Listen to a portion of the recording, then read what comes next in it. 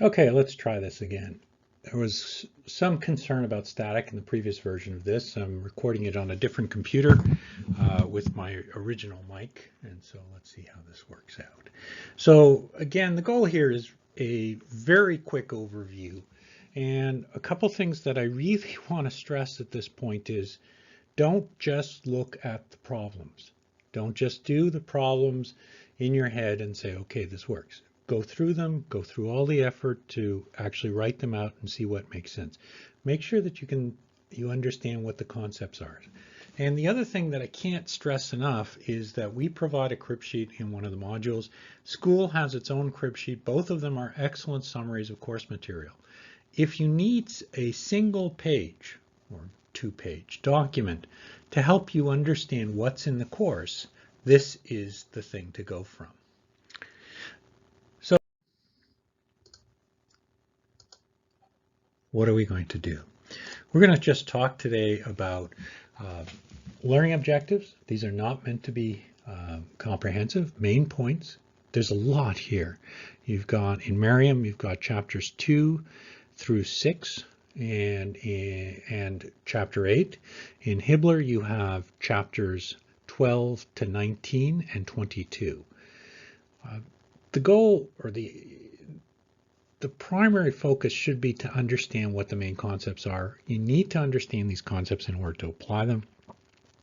You cannot do well in this course if you don't know why you're applying a concept to a problem.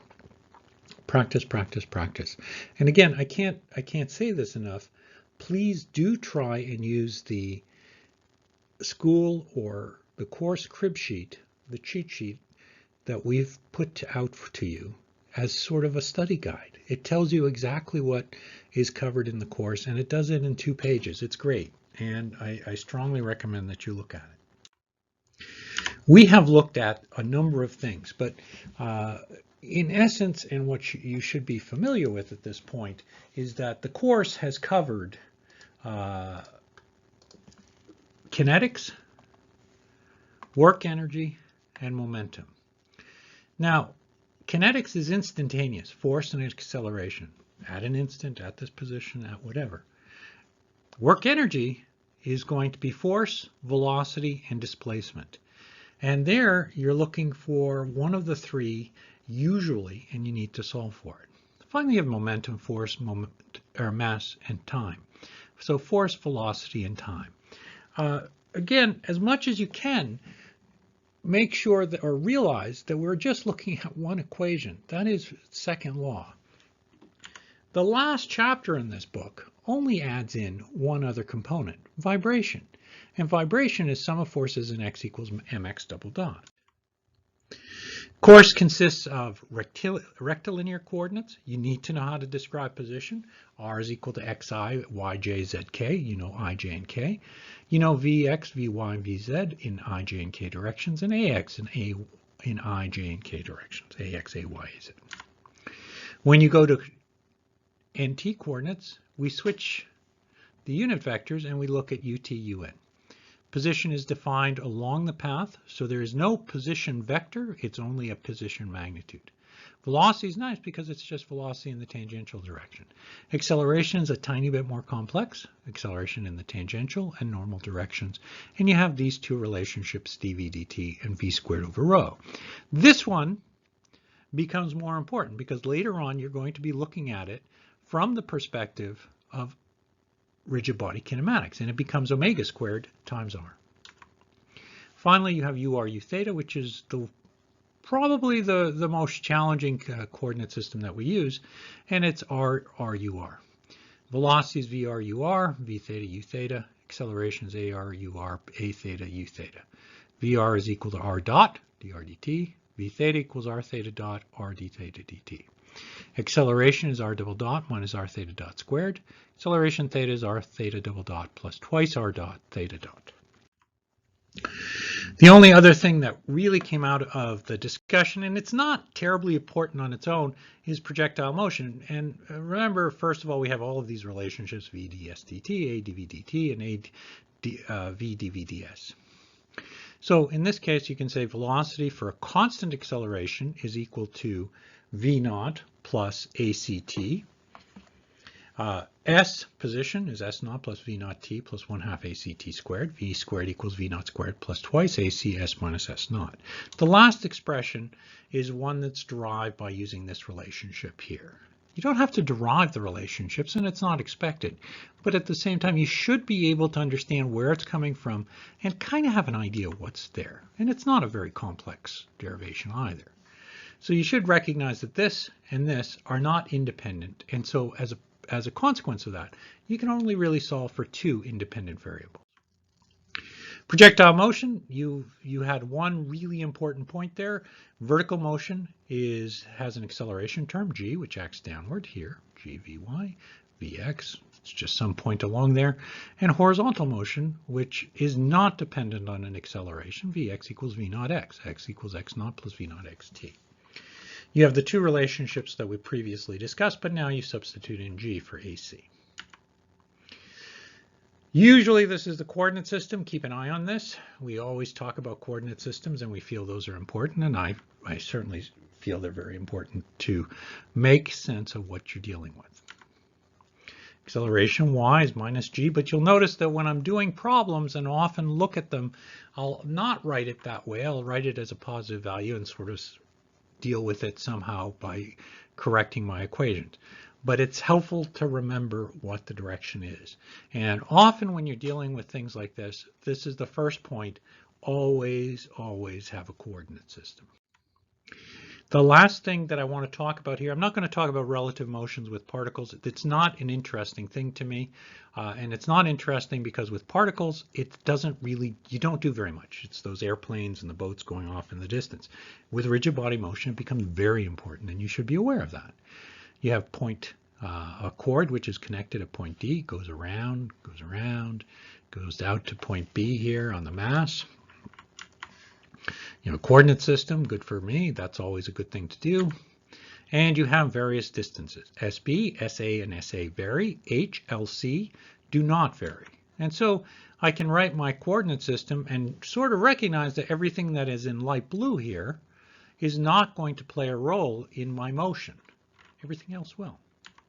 So I can write it as LC plus SA, ignore this, SA, ignore this, H plus SB equals L total. So remove all the terms that I don't need, and I have LC equals at 2SA plus H plus L total. Take the derivative with respect to time. This term and this term go away. I kept them. I really shouldn't. It's just pulley terms. But I get relationships SA dot and SB dot. So for every 1 meter displacement of the block A, it'll be half the distance that B is displaced. So B will go 2 meters. And so that also corresponds to the velocities and accelerations. But remember, you're not really calculating velocities and accelerations. You're calculating the increase in length or decrease in length. A goes up, B goes down, both positive. Keep an eye on your axes. This is one that's not hard to do, but it's really important that as you do these problems, that you look at what directions things are going in. And often it can get very confusing unless you keep a handle on it from the very beginning. Equations of motion. So if we switch now to particle kinetics, I have an object, some mass. It's got a final mass times acceleration. I have F1, F2 here. And I can substitute in rectangular coordinates, some of our forces in X, Y, and Z, X, A, Y, A, Z, and I get all of these terms right here. I can write that as AX or X double dot. In the kinetics part of the course, I don't do anything except leave it as AX, AY, AZ.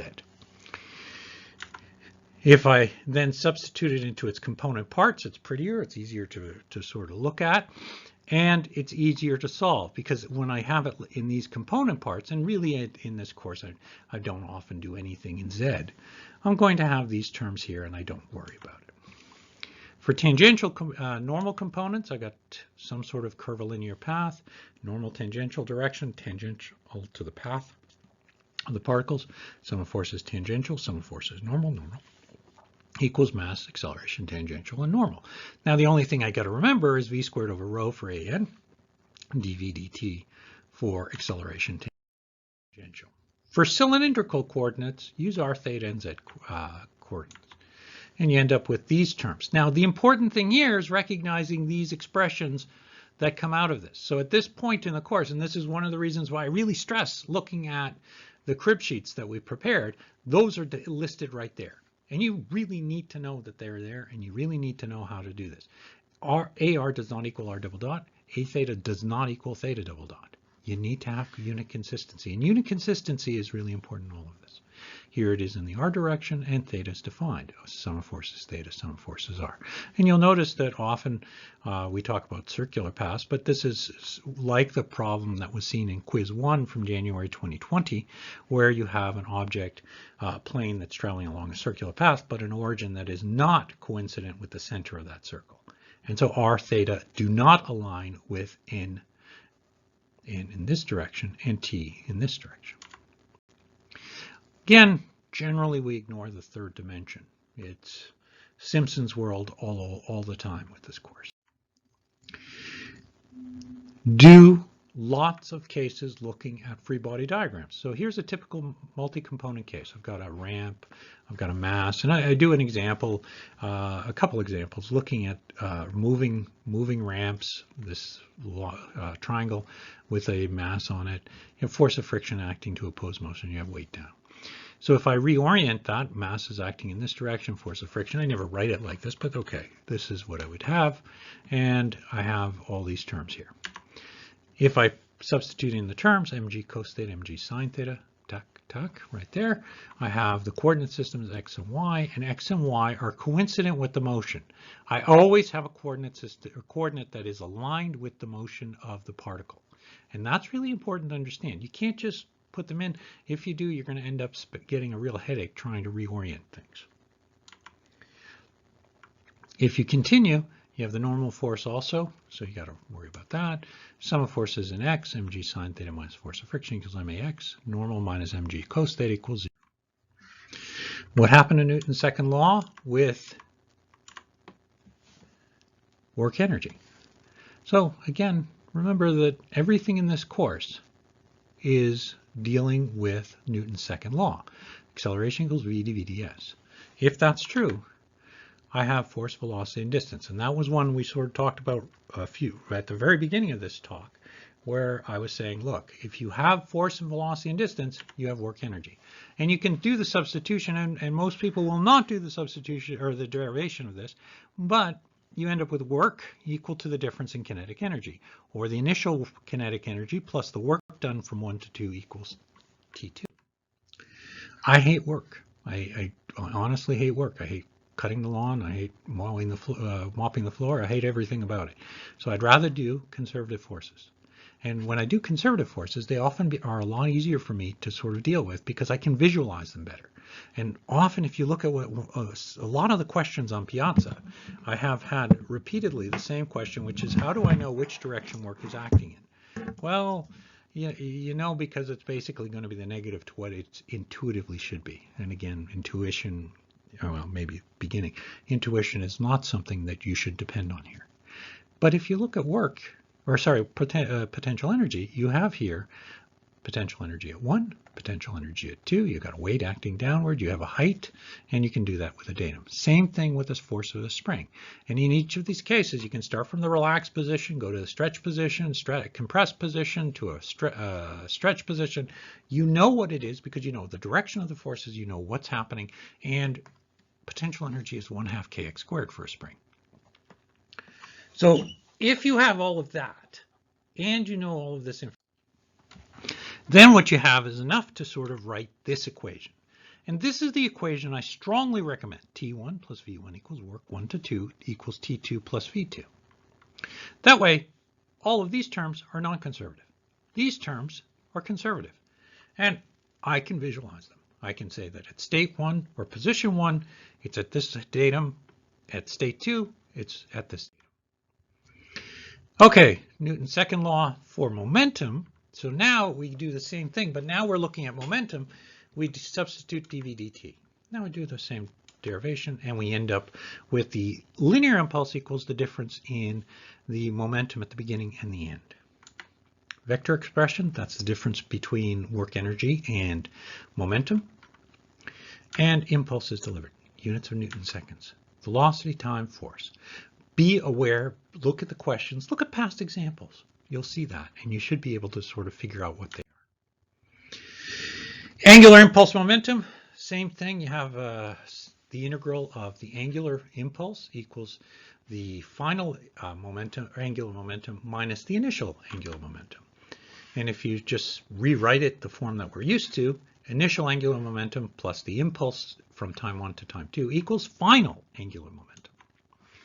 Sum of particles or sum of momentums, you just add them all up. And if there's no impulse delivered, well, everything's the same. And this is the way you have to think about it is that ice skater problem. You've got an ice skater with the arms out and an ice skater with the arms in. And as the arms come in, they start to spin faster and faster. So typically you have three relationships, linear impulse in X and Y, and angular momentum in X or in Z. So about the normal axis. Linear impulse momentum, angular impulse momentum. Three types of motion, and we'll go through all of these, but now we're in rigid bodies. This is the second half of the course. You've covered all of this until about a week after reading week this year because of everything, or maybe a week before reading week. So we have translation, where the object goes in straight line motion, but these positions, A and B, are always going to be parallel. And the same thing happens with curvilinear translation. A, B remain parallel to each other and don't rotate. Motion is parallel, either straight line or curved path. Equations from particle kinematics still hold. I can write the same relationships I wrote early on here. R equals xi plus yj plus zk. V equals vxi plus vyj plus vzk. And acceleration a equals y, ayz, ayj, azk. There we go. When we start looking at rigid body motion, and in particular general plane motion, you end up with the velocity term. And again, with the velocity term, you have, for general plane motion, you have rotation and translation. So if it combines rotation and translation, you have to add all of the components together. So velocity of A and B are going to be related. And so in this case, what you do is you say this term right here, VA, is equal to VB plus VA relative to B. VA relative to B is R omega, VA relative to B is omega cross R, depending on whether you're doing it a graphical way or a vector approach. You end up with this triangle where VB plus VA relative to B equals VA. And you line up the tails in order to do this triangle at the beginning. You can do it graphically, you can do it vectorially. I personally prefer vectorially, but I have to draw the diagram to make sure that I know what the motions look like, and so I can describe them properly. For the rotational motion, I have rotation about a point. I have theta, omega, and alpha. You're already used to this. You know that theta is equal to theta. Omega is the same thing as theta dot, and alpha is theta double dot. Omega equals d theta dt, theta dot. Alpha equals d omega dt, d squared omega dt squared, or omega dot theta double dot. Now remember, you have the same relationships here, and you're getting the same results as if you had linear motion. So alpha omega d theta should be familiar because it's the same sort of idea and the same derivation for A equals v dv dx. And you can say v equals r omega, at equals r alpha, and an equals r omega squared, which equals v squared over r. V equals omega cross r, at alpha cross r, and an equals omega cross r. Now this one's kind of special. It'll end up being minus omega squared r. For general plane motion, you have all of the terms here. So here we have acceleration. You have acceleration B, acceleration A. You put everything into a translational component, acceleration B, and you have a rotation about point B. So alpha and omega, and those will be defined here. Normal pointing in towards the center of curvature, T pointing in the direction of motion. Acceleration AB is shown here. Now, typically you have a vector diagram, AB and AA, and AA with respect to B will be AB plus with respect to b is equal to acceleration a. But you have to add in the normal and tangential components. And so you do that over here. Acceleration a equals acceleration b plus acceleration a relative to b. Acceleration a equals acceleration b normal and tangential in terms of relative. And so you notice that the relative velocities and acceleration are important here. And it's more useful here than they were back in Chapter 2 in Merriam or Chapter 12 in Hibbler. They both were introduced there, but it wasn't really useful. Scalar representations, you have different choices how you do it, r omega squared and r alpha. I often recommend that as long as you can draw the geometry, it's easy to sort of define things with respect to position. What about that normal acceleration term? Often you're looking at a position that is rotating about a point.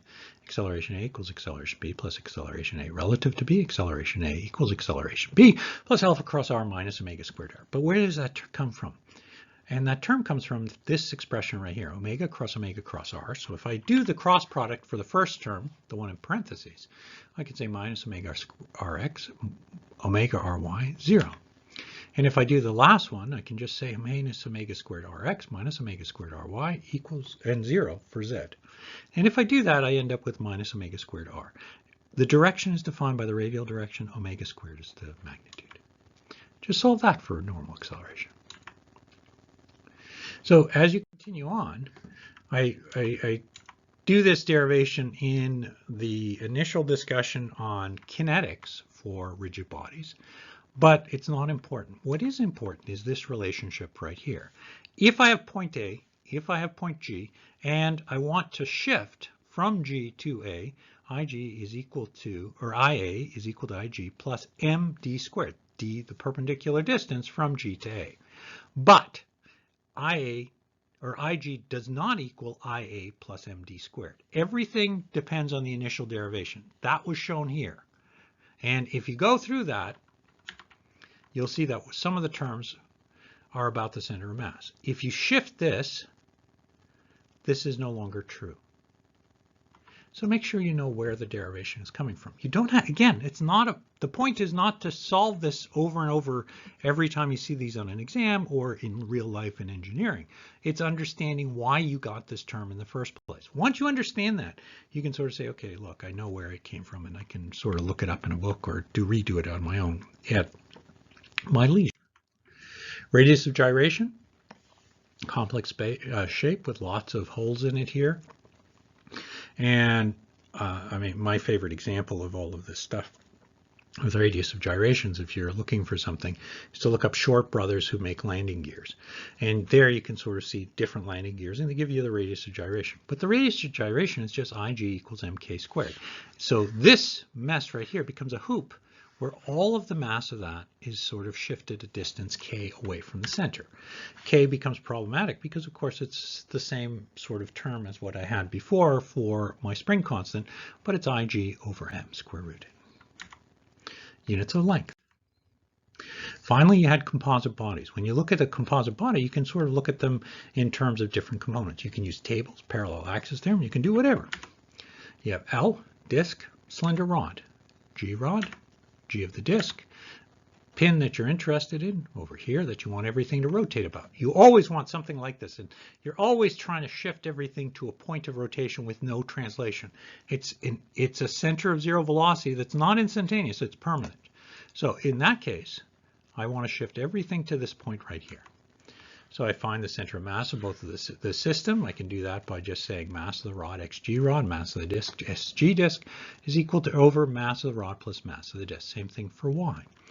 You'll notice that if the mass of the rod is significant, 90% of this, say for example, and this is 10%, it'll shift to the center of mass of the rod. If it's the other way around, it would shift towards the disk. So it's not a geometric relationship, it's a mass-weighted relationship. So if you do that and you sort of put in the terms, you then have parallel axis theorem for a rod, parallel axis theorem for a disk, and you add them together. Let's continue with Newton's second law, but now let's start looking more at kinetics again. So again, translation looks good. Rotation, or sorry, curvilinear translation, and motion is parallel or rectilinear, curvilinear, again, straight line. Sum of forces equals mass times acceleration g. And here I have the sum of forces in x equals mag. Sum of forces in y equals magy, and mg equals sum of moments about g equals 0. If I have curvilinear motion, normal tangential systems make more sense. So sum of forces normal equals mass times acceleration g normal. Sum of forces tangential equals mass times acceleration g tangential, and mg equals 0. But if I shift that from the center of mass to another point, and let's say it's A, I go a distance d away, that's d, away from g, and that's the perpendicular distance.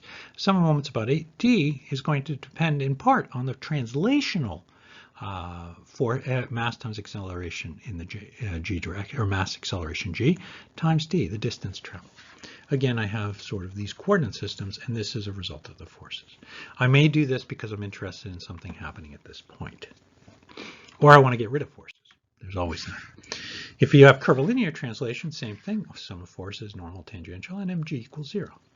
And then I have moments about A, and I can substitute these for their perpendicular distance from G, E and H here, for example. The 3 types of motion. Second type is rotational. And so again, you have something that's sort of rotating about point O, A, G, O, and mass acceleration normal, mass acceleration tangential. And I can write sum of forces normal equals magn, m a omega squared rg, and sum of forces tangential equals mass times acceleration tangential, mrg alpha, and sum of moments about g equals ig alpha. But I would really like to shift it to point O, where it's I naught alpha, it's ig alpha plus mat rg, and ig plus mrg squared times alpha, which looks an awful lot and is a parallel axis theorem. If I continue, I have general plane motion, velocity, and acceleration. I have some forces in x, some forces in y, some moments about g. And I can't do very much to that. That's all I got. And I can solve those.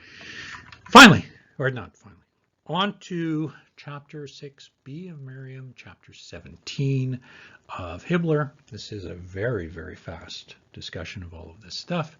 We have translation, and in that case we have translation of an object. You're going to only have kinetic energy, which is 1/2 mvg squared, so again, work energy. Rotation, I'm going to do a shift, but I can say, first of all, there's a translational velocity and an angular velocity associated with this. If I do it about the center of mass, it's going to be mvg squared plus ig omega squared times 1/2. If, on the other hand, I shift it to point O, ig mrg squared omega squared, that's the parallel axis theorem, and I can say t is equal to 1/2 I naught omega squared. You will always have a chance to do this with rotational motion, and it's really worthwhile doing it. Don't do it at some other point. You can get rid of a lot of expression or a lot of difficulty by make your life a lot easier. General plane motion, you don't have very much choice. T equals 1/2 mvg squared plus 1/2 ig omega squared. Force, velocity, distance, you consider both translation and rotation, so your distance rg, theta rotation, or translation of an object along a path. You have a number of things that don't do work. For example, work of a couple moment over here. You have pin forces. Their normal forces are not also doing any work because they're pointing in and they have a 0 moment arm. You also have weight that is not doing any work. And one other thing that would be good to add into this discussion is just to recognize friction. So if you have rolling without slip, for example, and you have force of friction acting here, that does no work because it doesn't displace. So there's no work associated with that. If I continue with this, I have work of a couple moment over here, just a rotation, and it's for every d theta this goes a negative d theta. And so the total work done is 0. Conservation of energy, again, you are familiar with this. Kinetic energy plus work 1 to 2 equals final kinetic energy. But it combines conservative and non-conservative forces. Again, try and break it down into conservative, V1, V2, work from 1 to 2. Conservative forces are the same. in this course. Here for a rigid body, it's about the center of mass, not particle anymore because it has size. And there, you got to just realize where it's gone. And so if you do that, you have this motion that has occurred from position 1 to position 2, and you can just say VG1, VG2. Here you have a spring, say it goes from here to here, you have VS1, VS2. It's nicer, it's easier to do, it's easier to visualize, and I do that because it makes my life easier. And you end up with this relationship right here, where now T1 plus the work of conservative forces plus the work of non-conservative forces, which are primarily friction, T2 plus V2. Finally, have Newton's second law again. Now for linear and angular momentum. Again, we have this motion that occurs that is going to be parallel and rectilinear or curvilinear. So you end up with L equals mvg and hg, which is 0. hg is the angular momentum, L is the linear momentum. And I think these are from Hibbler. It may be slightly different in Merriam and Craig. For rotation, you have L, which is equal to mvg, hg, which is ig omega. And no surprise here, I can substitute in ig for rg mvg. Now, I haven't written this out here, but if I did that, I would just recognize that rg or vg would be equal to r omega g. So this would be ig plus mr squared omega. And I don't need to write g because omega is omega of the system. Ig plus mr squared omega, which is equal to that. So I have that relationship again. So you can see that hopefully at this point, the parallel axis theorem is not something that came out of thin air. It has good physics with it. And you're taking care of that physics in terms of that shift. But it also means that it doesn't shift the other way around. Be very careful. General plane motion, not much you can do. You have linear and angular momentum, and that's just going to be mvg and ig omega. For principle of angular impulse momentum, you have an object which is undergoing or has an initial linear momentum and an angular momentum. You have a bunch of forces applied, a bunch of moments applied, all sorts of things, weight, all of that. And you have to include now the linear impulse momentum, and to get the final result, the angular impulse momentum. So this is linear impulse momentum, angular impulse momentum. Finally, and what we have introduced at the very end of this course, and this is really, again, sort of important, acceleration is proportional to displacement. You have simple harmonic motion, sum of forces in x equals mass times acceleration x. You can get this relationship, minus kx equals mx double dot, x double dot plus omega squared in x equals 0. So you're doing force balances. You always do force balances when you do these things. And here you have just the force, you have a normal force, you have some sort of spring which is acting there. And you have to recognize that this right here is the relationship that you need to solve.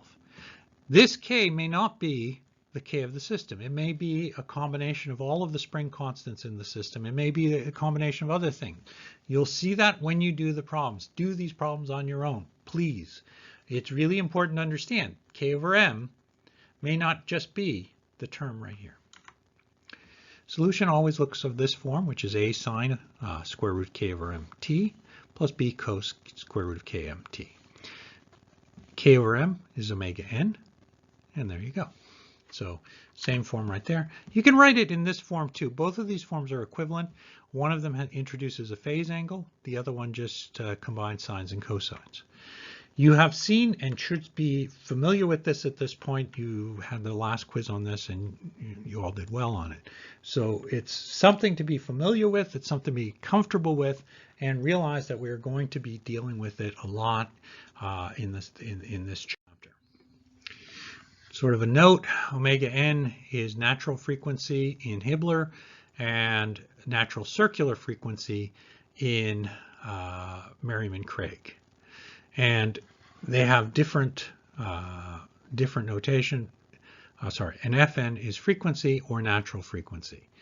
The only really important point, and I think it is actually quite important here, is that this term is rads per second. This term is hertz, or cycles per second. And as you go through these problems, you should be sort of aware of that and recognize how to use these terms. So if you set initial conditions, often it's displaced by initial displacement this, V naught is equal to 0, put in x equals a sine omega nt, b cos omega nt. You then substitute in for an amplitude sine omega nt plus phi, or x equals c sine omega nt plus phi if you want to. These are all sort of legitimate solutions. You end up with xm, in this case, v naught over omega n squared plus x naught squared equals amplitude. Phi, the shift, is v naught over x naught omega n, which is the phase angle. Understand how the equation of motion, the solution, can result in these expressions here. These are not magic, and they're not sort of written in stone, but you just have to know how to write them, and once you do, you'll be fine. Period has units of seconds. It's 2 pi over omega n, and you'll find that again in the text. Natural frequency is 1 over tau n, omega n over 2 pi, and that's this term over here, hertz cycled per second. So often when you're sort of looking at this, you got these two solutions, and how are they related? Well, I can look at the motion and say, well, both cases I have something that kind of looks like a sine wave. It's either a delayed sine wave with phi or some of sines and cosines that sort of correspond to this. So I have x naught, which is given to me, and I have x, and it sort of can be described as a circle. So the purple line is the total value of x with time. It's going to go to some value c, so at any one point the amplitude is this. And a and b are just going to be its components in the normal to c. So a and b sort of look like this.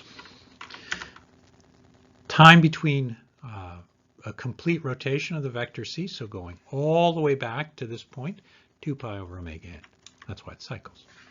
And this term omega nt here, here, and here is the angle of b, or the angle from the vertical axis. Phi, the delay, is just going to be this delay, which is the shift from omega nt to point c. Natural circular frequency, again, square root of km, the rate at which the vector c rotates. Natural frequency, Fn equals omega np over 2 pi, number of cycles per unit of time. Same approach, draw FBD, solve for forces, solve for motion. This is for force vibration. The only difference is I have this term right here. All right, I have sum of forces in x equals max, and what I end up with is a term that looks like this. Now what's important is that this term go over to the right-hand side, or in this case the left-hand side, x double dot plus km over x equals the second term f naught over m sine omega naught t. Characteristic equation, that is the sort of zero case, is going to be a sine omega nt plus b cos omega nt. In the particular solution, I'm going to use this and say xp equals sine omega naught t. Substitute in the terms. I can say minus c omega squared sine omega naught t plus k over m c sine omega naught t f naught over m sine omega naught t. This expression over here comes from the equation I just derived from the free body diagram, from the force balance. And if I do that, I can divide out all the terms by m, and I end up with c equal to f naught m k over m minus omega squared. Get rid of all the sine omega naught t's.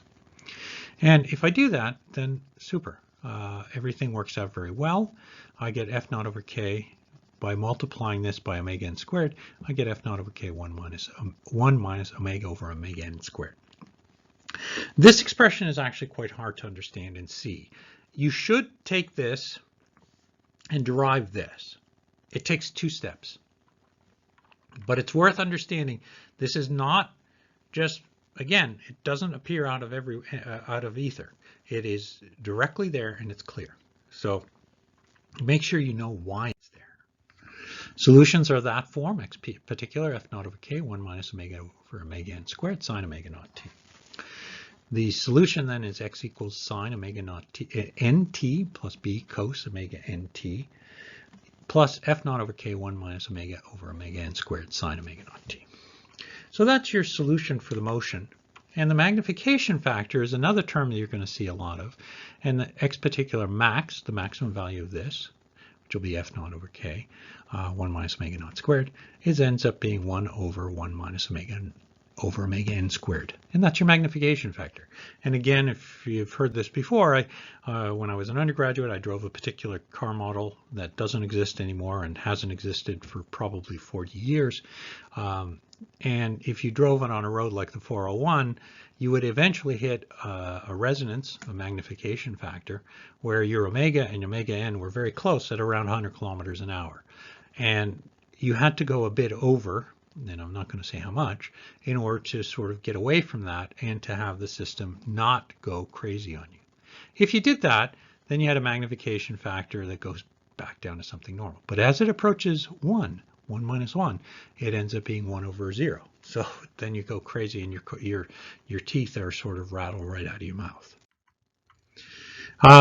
It's the amplitude of steady state vibration, strongly dependent on the ratio of the driving frequency to the natural frequency, and it's, again, this relationship right here. It approaches infinity as omega approaches omega n. If omega is greater than omega n, magnification factor is positive and vibration is phased with the force. If omega is greater than, if omega is less than omega n, if omega is greater than omega n, m is negative and vibration is out of phase with the force. And so you can see that in this plot. This is from Merriam and Craig, the magnitude of magnification, and at this term right here, which really would be negative if I plotted it with respect to, or with its magnitude, becomes positive because it's only absolute value, as you can see right there. So let's look a little bit more at finally damped free vibration, and this is the notation using notation from Merriam and Craig, mx double dot cx dot plus kx equals 0. Solution can be written as x double dot, or this can be rewritten as x double dot 2 zeta omega n x dot omega n squared x equals 0. That's from Merriam and Craig, similar to what Hibbler has. And Hibbler just writes out these terms, c over 2m omega. Solution is now going to be of the form ae lambda t. Ae lambda t is the reason for that is that you can't solve this as with cos and sine. It doesn't work, and so you have to use exponentials. And if you do that, you sort of substitute these terms back in: lambda squared plus 2 zeta omega n lambda plus omega n squared equals 0. You get the roots of the characteristic equation omega n minus zeta plus zeta squared minus 1 and negative here. So you have two characteristic equations with a general solution that looks like this: x equals a e lambda 1t plus a 2 e lambda 2t. Substituting in the terms, there you go. Solutions, again, this is more Hibbler if you don't choose to use it. And it's I don't, because I find it's easier to look at it this way. So c over 2m minus km is the important term. And if this term is there, you set it to 0. Cc, if it equals 0, you have critically damped. If it's positive, you have underdamped. If it's imaginary, because it's a negative under the square root, you get overdamped. So these are the three solutions that result. Cc is equal to 2m omega n omega natural frequency. And if you call or go through all of this, then you have 2m omega n. You have these three solutions. Again, you got to be aware of these. You got to know when to apply them. And the important thing is to recognize Cc determines whether you have overdamped, so your damping coefficient is greater than Cc, critically damped if you have C equals Cc, and underdamped if C is less than Cc. X is equal, in the overdamped case, x is equal to e lambda 1t plus e lambda 2t. In the critically damped case, because you have two common roots, or two equal roots, you have a plus bt e minus omega nt. And finally, you have, for the underdamped case, dE to minus c over 2mt sine omega dt plus phi. You'll see a set of examples of this. Again, I kind of encourage you to look at the examples and solve them on your own. And as much as possible, you do these on your own. For the damped natural frequency, which is a useful term, it goes as omega n minus 1 zeta squared. And you can have the period of damped vibration, tau d equals 2 pi over omega d. It's also possible to find the change in amplitude a cycle apart, and we can either use directly x1 over x2 is equal to e lambda omega t. And so what you're really dealing with there is, say, for example, in an underdamped case, you have a sine wave that sort of does this. And this is x2, and this is x1. And so the ratio between these two heights is going to be determined by this. So that's how the sine wave sort of collapses as it moves towards an amplitude of 0. And again, you kind of notice that the solution for a underdamped case is a sine wave, and it goes out to infinity. This last term over here is the logarithmic decrement. And so it goes by delta, it's ln over x1 over x2, and it's 2 pi zeta over 1 minus zeta squared. You can use anything you want to in terms of solving these things, but this is important to understand. Strategies. Read the questions. What's being asked? Draw a diagram. Always draw a diagram. Particularly for rigid body, what are the simpler motions to look at? So often with a rigid body problem, people have a tendency to sort of say, oh, this is very complex and I'm going to look at the thing. So typical sort of case, you have rotation about some point. We've done examples like this. You have, so the rotation. And let's say I have a slider moving down here like this. I have translation. And I have general plane motion over here. Don't solve for this. Solve for this, this, and get the motion of each of the links first. Then work your way through the rest of it. Often there's simpler motions that will allow you to know more about it without having to start to look at the more complex motion first. Write your equation, solve, review the question, draw the pictures, draw the pictures, draw the pictures. No matter how many times I tell you this, you really have to draw the pictures. You cannot understand what's going on until you draw out what you're seeing. I love vector solutions. I'm a strong proponent of them, but you can't do a good vector solution by hand without drawing the solution and making sure you know that. The other thing is that you really should be familiar with the idea of or taking the crib sheets that we provide. And I can't stress this enough. We're right now 4 days away from the final exam, final assessment, sorry, this year final assessment. And that final assessment is going to be dependent on understanding a lot of concepts. You see this. This is a 45-minute presentation. And at the end of it, it's really nice to have that simple sheet, that 2-page document to show you everything that's there. The school sheet, the course crib sheet.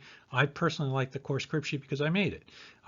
But if you really want to, the school crib sheet, they seem to update it a little bit more than I have. So that there's a lot of advantages to both of them. There's also one from one of the test prep centers that looks pretty good, and I saw it once or twice before. Anything that helps write down all of the equations that you need to look at and that you should sit down and say to yourself, I understand where these are coming from. Concepts are as important as the practice. Realize we're using one equation, Newton's second law. Carefully read what is being asked for.